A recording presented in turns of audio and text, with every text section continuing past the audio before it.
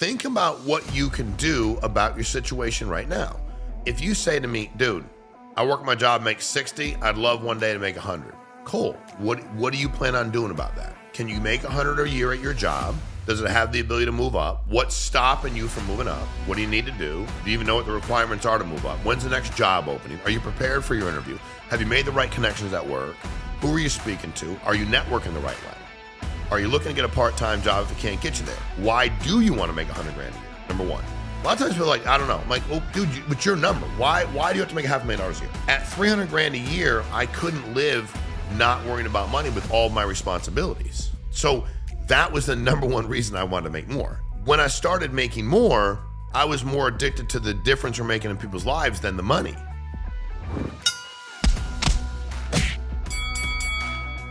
All right, guys, welcome to Punch Me in the Face, the podcast. Appreciate you getting on today.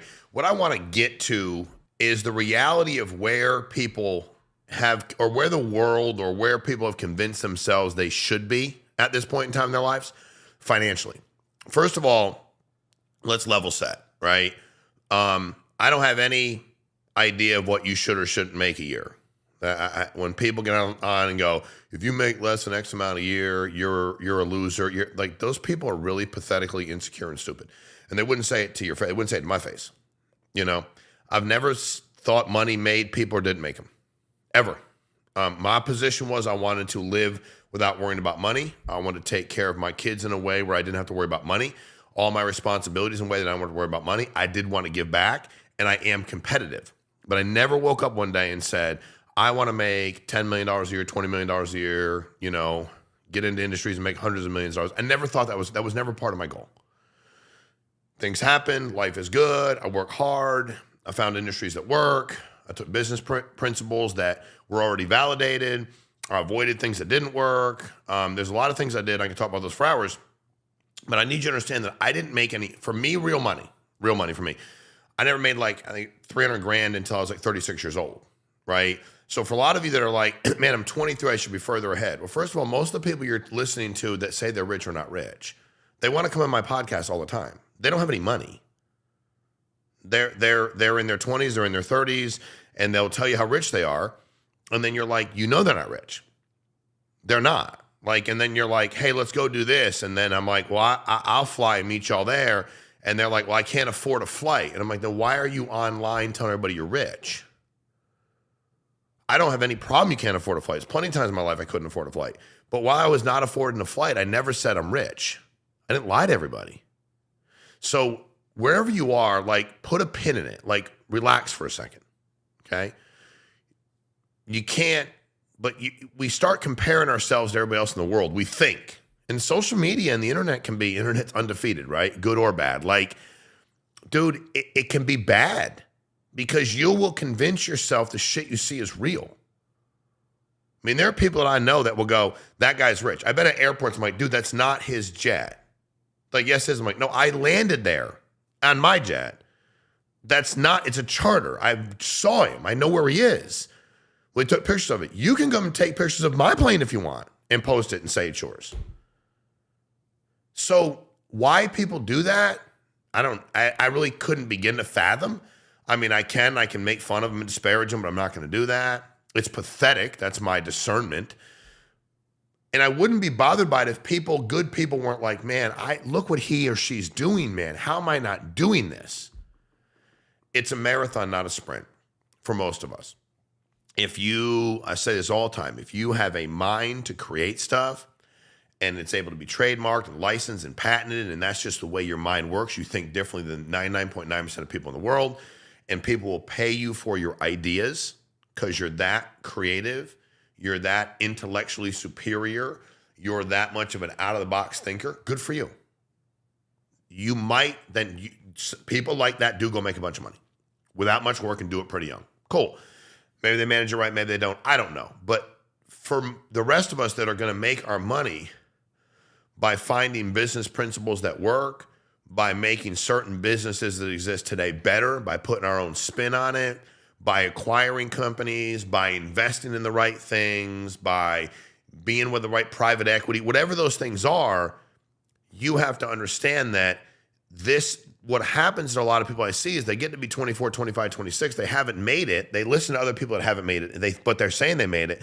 They're down on themselves and they go, shit, I can't do it anyway. And they stop. Dude, what if I had stopped when I was 25, 26, 27? When I launched my last company and I was trying to find some of these banks, insurance carriers to work with at 40, 41, I wasn't like broke, but I have any real money. You know, I'd make $1 million a year until my 40s. I've been blessed to do very well since then, been able to buy some stuff, sell some companies, do very, very well above anything I ever thought I'd do. Cool. But I wasn't like at 24, like I'm a millionaire. And I also don't have a statistic on this, but I'm a gambling man. I would bet that 75% of the people, 75, and I'd probably take the over if I was you, on the internet that claim to make a certain amount of money don't. 75% of the people say they're millionaires or not. You know, I heard a guy try to explain to me that if he's cumulatively made $1 million, it makes him a millionaire. And I'm like, well, then everybody's a millionaire because if you made 50 grand a year, and you work 10 years, that's $500,000. And you work 20, you made $1 million. Like, but it's just people they want to, they love these terms and these sayings, and I'm going to be this, I'm going to be that. So first of all, take a breath. It's okay. It's perfectly fine. They're full of shit. You're not. I do meetings all the time. I go, anybody ever been to a point in their life where they wanted to quit? And I always love, like, I'll wait. I go, no, hold them up. And I'm like, okay, there's 140 people in here. 14 of them raise your hand. Work with these people. Rest of y'all are full of shit. Because of course you've been in that place in your life. Of course you felt down. Of course you didn't know what to do. That's part of life. It's, have you been honest with yourself? Okay, so there's nothing you can do about what you haven't made in the past. Like there's zero you can do about it. You can't go back and make 4 years better. You can't go back and change your trajectory. You can't go back and go, man, you can always change your trajectory today on. You can never go back and change it. So decide for you what is going to be financially successful. You have to decide that. I can't decide that for you. When I was making 300 grand a year and 36, I wasn't living the way I wanted to live. I was still nervous. There were things I couldn't do for my kids. There was money I couldn't get back. I was still frustrated and nervous about that, but I wasn't like flat broke. But I knew that wasn't where I wanted to be. My thing, though, was I got crazy focused on everything I could control, and I found businesses that I knew were going to be good for people. When I was younger, I got hired at companies, and I watched the companies struggle, stumble, and their business practices, they were small businesses. They weren't good. And the thing they all had in common is they were not customer-centric. They were not focused on their customer, their client. They were not. They were focused on themselves, the amount of money they were going to make. So here's a tip. You want to get rich? Stop focusing on getting rich. You want to get rich? Stop believing the people that are full of shit that say they're rich and not rich. Stop having your entire focus on getting rich, because even if you make some money, you'll lose it immediately. You'll never sustain it. You need to find a way. I was listening to Kobe Bryant the other day talk, and they said, why basketball? And he basically talked about growing up in Italy and soccer and all these sports he played. And I'm paraphrasing, so if I get it wrong, you tell me I got it wrong, you might be right. But it was to the extent that basketball moved me. Like when I was down, I could pick up a basketball. I could go out just myself, shoot for hours. It moved me. Now, he had innate talent and it moved him. When I was young, and as he was saying that, I was like, shit, I took my buddies to an apartment complex I grew up in, and the tree's now cut down. But we had a tree, and none of us had any money, and we had a rim. And we would hammer and nail that thing to the tree. Then every once in a while, somebody who could dunk would grab it and yank it down. You're like, dude, there goes our rim. Like, we got to put it back up again, you know? Shooting by myself, he said you would shoot and you would put yourself in the NBA Finals and you would see yourself there. And it's funny because it hit me, and I thought, I used to do the same thing. But it was peace for me. I had a lot of chaos in my childhood. It was peaceful. But I never envisioned myself being in the NBA or playing in the finals, even though I was 6, 7, 8, 9, 10. I convinced myself that I was playing college basketball and that I was playing for the University of Connecticut. I was young, but I was young enough to know I was smart enough to know I was not going to play in the NBA. I wasn't smart enough at that age to know I was not going to play Division I basketball, and that baseball and football, they moved me more, but I also had some talent so I could do something, right? But it's powerful what he said, right? Sales moves me. It's beautiful to me. The concept of finding products that people definitely need, not like that they need them. They want them, cool, but do they need it? Yes. The competition of that moves me. The excitement of that moves me. I found something that moved me, and then I was able to make a boatload of money, which I did, which is fine. But that was never the goal. It moved me to make a difference in people's lives. I was singularly focused on their lives. I could tell you how many clients I helped, whether it was real estate, life insurance, whatever happened to be, I could tell you how many clients I helped. The money, I knew I was making money. I couldn't tell you I was never a daily P&L guy. Some people are. I was laser focused on the amount of people I helped. How many did I help? And how can I get better at that? And how did I feel? I was moved by the genuine appreciation of people because I did something good for them. Genuinely moved. Like I was moved. And I think we don't do that enough. We get so caught up in what people are making, the car they're driving, how they're dressed. Let me be clear. None of that shit matters to me at all. You know, I try to wear good suits, try to wear different colors, try to be different. They ain't cheap. They fit me better. But if I get to wear shorts, t-shirt, or suit, I pick shorts, t-shirt. You know what I mean? I'm good driving whatever. I have nice cars, cool, they're fun. Private aviation is much more convenient.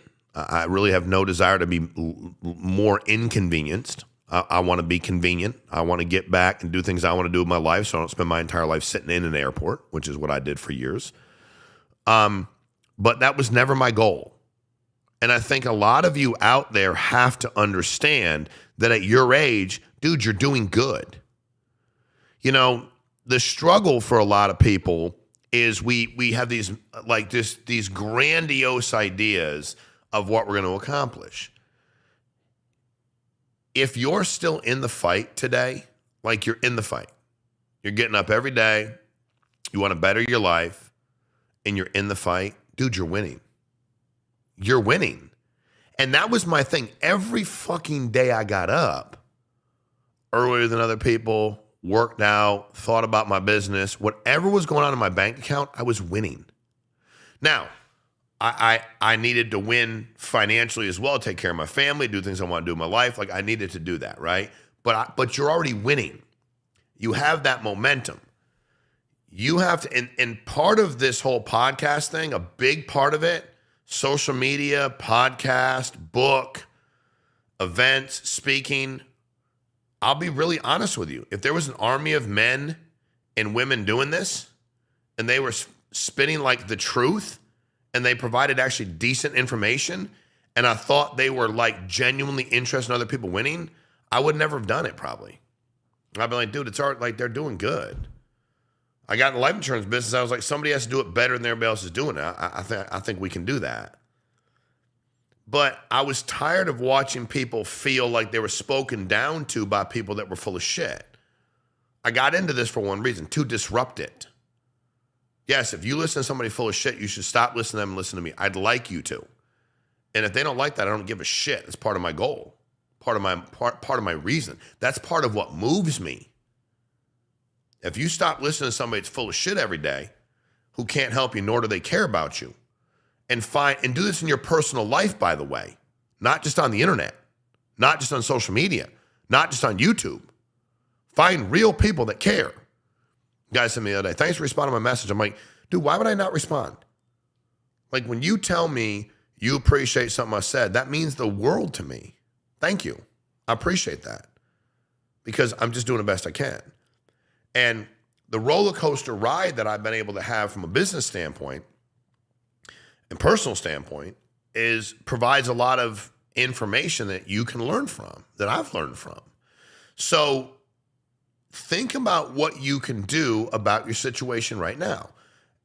And again, if you say to me, dude, I just want to make, and not just like it's terrible, I want to make, I work my job, make 60. I'd love one day to make 100. Cool. What do you plan on doing about that? Can you make 100 a year at your job? Does it have the ability to move up? What's stopping you from moving up? What do you need to do? Do you even know what the requirements are to move up? When's the next job opening? Are you prepared for your interview? Have you made the right connections at work? Who are you speaking to? Are you networking the right way? Are you looking to get a part-time job if it can't get you there? Why do you want to make 100 grand a year? Number one. A lot of times people are like, I don't know. I'm like, well, dude, it's your number. Why do you have to make $500,000 a year? At 300 grand a year, I couldn't live not worrying about money with all of my responsibilities. I couldn't. So that was the number one reason I wanted to make more. When I started making more, I was more addicted to the difference we're making in people's lives than the money. The first time, I remember the guy I worked with that did my books and would get them over to the accountant, handle a lot of stuff internally. He's like, man, you've made 20 grand a week for X amount of weeks, which he's like, you do 20 grand a week, it's $1 million a year. And I'm like, yeah, no, I can do the math. But I was so excited about what we were doing. It was like I was happy, don't get me wrong. And then I'm like, then why can't I do 40 a week or 60 or 80 or $100,000 a week? I mean, that's why not? Of course I can. But am I doing something that's good for people, and are people around me making money as well? And those two things are met, then life is really good. So I think for a lot of us, we kind of get forced into this, we have to hurry up and do it. If we don't do it the next 3 years, then we failed miserably. And then we don't do it, we go, see, we tried. And it's like, dude, you're 31 years old, so now it's a wrap? Yeah, just to try to give it everything I could, man. It's just not in the cards for me. It's not that easy. Don't want to take the risk. And I think that's part of why I love the business we're in as well. There are other lines of insurance I could have sold. I was like, this one seems to pay better and have more competition and more accountability for me. And I wanted all those things. Everybody's different, right? Sometimes when I coached, played ball, whatever it was, I never was excited about a team I knew we were going to beat the living shit out of. Those were hard for me. Like I'd still be, but it was like, I never got excited going, you know what? We played them. We had this school and I don't even know if they have a baseball team anymore. But we beat them like 20, but like baseball, like it'd be like 22-0 in the third inning. And yes, we were really good and they were just really bad. And I would say to my coach, do we have why do we have to play him? It's like, well, because location in Connecticut, they're on our schedule. I'm like, and I'd be like, coach, I'm totally down. Like, if you're going to play anybody, because these guys don't get playing time sometimes when play him. I mean, dude, the guy's throwing hand grenades out there from the mound. He's no good. Football, same thing. I was more excited to play the team that beat us by 3-4 touchdowns and try to show out and do the best I could and play as hard as I could because nobody thought as opposed to, man, we beat those guys by 4 touchdowns and actually they didn't, and we didn't even play well. It's like, oh, great. This is going to be exciting. So for me, that's what I wanted moving forward too. Some people don't. They're hoping the number one player's out. They're hoping, they're watching their kid play. When my son's playing ball, I was like, I never wanted the best player from the other team to be out. Ever. Those are my favorite games to watch. I wanted the best basketball player in their team to play because he's most of the time the best basketball player in his team. So I was like, I want to watch this. I want the best dude to cover him, and I want him to have to cover the best dude. When he pitched, I was like, I want him to pitch against the best possible people he can ever find. That's life. So that moment in time, that's life. You're there, he's there, ump's there, ain't nobody coming to get you. It's a beautiful thing about pitching. Like, I wanted that. And I watch people thrive in that, and when they do, it's like, you're onto something now. Business the same way. Your life's the same way. You look at it today and go, all right, you have 2 choices. I can communicate with people that make me feel good about doing nothing. There are plenty of them out there. Or I can communicate with people that will challenge me. I say to people all the time, there's 3 reasons you need to be in business with me. Number 1 is whatever I'm teaching you to do, I've done it, and I'm probably doing it right now. If it's sales, I've done it. I'm doing it now. I'm better than most people you're ever going to meet. I don't sit on my ass. I'm not a positional leader or manager. I work my ass off. Number one. Could be anywhere. I was working in the state of Connecticut. It was like, I've done what you do. I'm still doing it now. There's a problem with a client, put them on the phone. You want them to come see me, bring them to the office. Like, I do what you do. Number two, I will be very, very, very direct with you. Very direct. I'm not going to break you down to harm you. I'm not going to belittle you or be condescending, but I will work hard to help push you, change things, and then build you up. But I will be honest. So if you call me and want to feel good about doing nothing, you won't. Don't call me, but you shouldn't want that from somebody. If that's what you want from somebody, I'm definitely not your guy. And third, I'll never give up on you if you don't give up on yourself. Never. Never one time. And you need to figure that same thing out for you, whether you're coach. What is it about coaching? Same thing. I played ball. I worked hard. I understand the game really well. I'll be straight with you and your kid. Never mislead you. Totally got it. And I ain't never going to quit on you or your kid unless y'all quit on yourselves. Those things work everywhere. They can be personal, professional. Those are things that transcend everything else. You have to understand, what is it about you? What is it about you that makes me want to work with you? Why?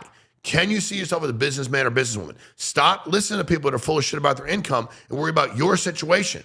And again, don't set delusional goals, because it's a self-fulfilling prophecy. You won't hit them. You're making 60 grand a year and you're like, I'm going to make $1 million next year. No, you're not.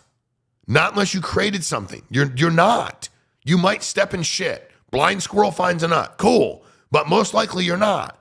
But you sure as hell can go from 60 to $110. And you can go from $110 to $3. And then maybe you do something outside, you start building your business, and then all of a sudden you're like, man, this is making 300, 400, 500 grand a year. Boom, 4 or 5 years later, I'm making $1 million a year. Cool. I'm not saying you can't hit it. You go buy a lotto ticket and make $1 million. They take half it, you get $500,000. Like, life is good. But don't set up goals that seem so grandiose. Then there's no accountability for you. First thing I'd say if you did that was, what do I care about what you're going to do in 5 years? What are you going to do in your next 30 days? 30 days. What are you going to do in 30 days? Not 6 months, not 10 years, 30. Because if they're year goals, 2-year, 5-year plan, today doesn't matter. Tomorrow don't matter. Next week doesn't matter. If it's 30 days, the mother effing clock is ticking. The second you commit to it, clock ticks. You only got 30 days. You have to work as hard as you can in 30 days. You ain't got 30 days. Don't set a goal up you can never attain, because then you'll feel like, I didn't let myself down. I knew I could never do that anyway. I had no shot to do that. Why would you do that? I mean, that's like, I show up to practice and I'm like, let me show you all how to play defense. I'm going to cover Kobe Bryant. I have zero risk. Everybody in the world knows I can't cover Kobe Bryant. Kobe Bryant knows I can't cover Kobe Bryant. More importantly, I know I can't cover Kobe Bryant. And when I don't cover Kobe Bryant, nobody will think I failed, because nobody thinks I can do it. But if I show up and go, you know what? Blake Griffin, he sits on the bench of the Celtics. He don't ever play. I'm going to cover Blake Griffin. Shit, maybe I can. Maybe for a minute. Maybe not. They never put him in, so I don't know. Maybe I don't know. Maybe there's a sliver of a hope. Can I cover him from possession two? I don't know. Can I cover Jokic? No, back me down, knock me in, dunk on my head and stand on my shoulders. No, that'd be weird. No, I can't fail when I already know there's no chance. Can I beat Tyreek Hill in a race? Dude, if we ran the 40 and I ran 10 and he ran 40, he'd fucking still beat me probably. I have no shot lining up 40 to 40 against him. So I can't fail. So we yank all the uncomfortableness out of it. You know what? Next year I'm going to be a millionaire. Everybody knows you're not. You're making 50 grand a year. You have no new idea, no new business plan. Nobody lent you money. No, but you can't fail, because at the end of the year, you're like, I made 50 again, dude. Gave it a run. But if I say I made 50, I have to make 100 grand next year. Most people, including yourself, are like, I can do that. Like, I believe in me. The people around me believe I can do it. It's not a grandiose goal. There's accountability. I might fail. So I'm going to leave you with this. For the love of God, please inspect what you expect. If some jackass is screaming and yelling about getting rich, see if there's anything that makes sense. See if they actually made any real fucking money. And more importantly, if your gut says they haven't, they ain't. Find people, find it in yourself. Stop beating yourself up because you're 25 and broke. So was I. 30 and broke. So was I. 35 and broke, pretty much. I'm not a millionaire. I wasn't until I was 41. So what? And what if it took me to 51 or 60? So what? Don't beat yourself up for where you are. See bigger things in yourself. Carry yourself like a businessman or businesswoman today. Stop fucking following people that are full of shit. It's enough. It's weird. Anytime people spend more time going, here's what I do with the haters. Why do you have so many haters, jackass? I don't listen to people either, but you do a video every 3 days about them. Enough. Look at me. Look, dude, what do you mean look at you? Guys, stop following the bullshit. Please. Your life's important to you and the people around you. Your success is important to you and the people around you. Your success to me is important. That's what moves me with this shit. All the other stuff is just whatever. It's people genuinely taking information and changing their lives. That's what fucking moves me. And that's what we're going to continue to do here. We're going to continue to do it day in and day out by talking to people about what works, talking about what doesn't work, but cut yourself some slack if you're like almost everybody else in the world in your 20s and 30s. You're not making $500,000, $1 million a year. Take a breath. Relax. Doesn't mean don't do anything about it. Figure out what you want to do. Figure out if what you're doing does move you on some level. And if it doesn't, is there something that moves you where you can make some extra money or make more money? And your goal shouldn't be when somebody says, and you don't make $400,000 a year, you're not a man, you're not taking care of your family. It's like, bitch, I will knock you out in 2 seconds. You have a glass jaw, I'll punch you in the face. It'll be the first time you've been hit in the face too in your life. Never trust a guy that ain't been in a fight either. It's just as simple. That's an extra rule. You ain't got to be Mike Tyson, dude, but if you've run every time the shit went down, and you never got whacked in the mouth, then, at least say, how's that song go?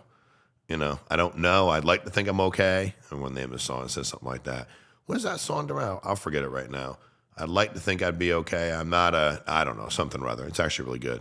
But the dude's like, I don't know. I've never been whacked in the mouth, but I'd like to say I'd stand up for myself. I think I would, but I've never been through it. If you're bobbing and ducking every time life throws a punch, that's why you're not getting ahead. That's where the whole punch me in the face concept comes from. It's okay to get punched in the face because you keep getting back up. And what fucks people up is not your superior intellect or your charisma. It's, you know what? That dude just keeps getting up. Like, we keep competing with him, and every time we knock him down, he gets up. I wanted to be in any of the scenes in the movie. I was like Rocky Balboa in Rocky 1. Where Creed's like, dude, what is he doing? It wasn't talent. It wasn't like, it was like, you know what? I'm bleeding from my eye, broken nose, can't see shit. I ain't going nowhere. And I remember watching the movie going like, I want to do that. No, Apollo was badass, athletic, beat the shit out of Rocky, got it. But I'm like, that's where I want to be.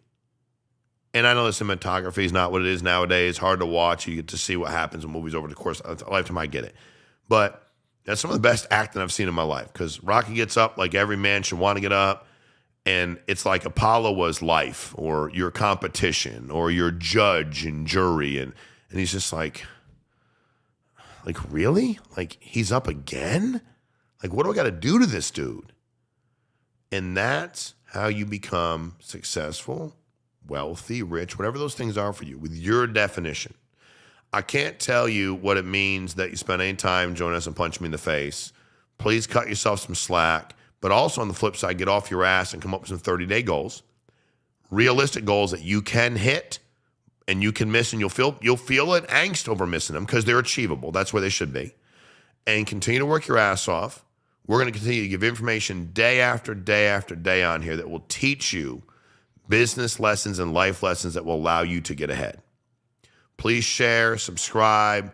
Somebody's out there needs to hear this. Send it over to them. Comment. We really appreciate your participation. And I'm just trying to get better every day, but we're going to shoot you freaking straight. And we're going to get rid of all this BS out there. And we're going to disrupt the hell out of what fucking people are saying because they're going to start fucking talking about shit that actually helps people instead of showing off, showing out, and being full of shit because they have a low self-image, and that's how they compensate for it. So appreciate y'all. Have a great day.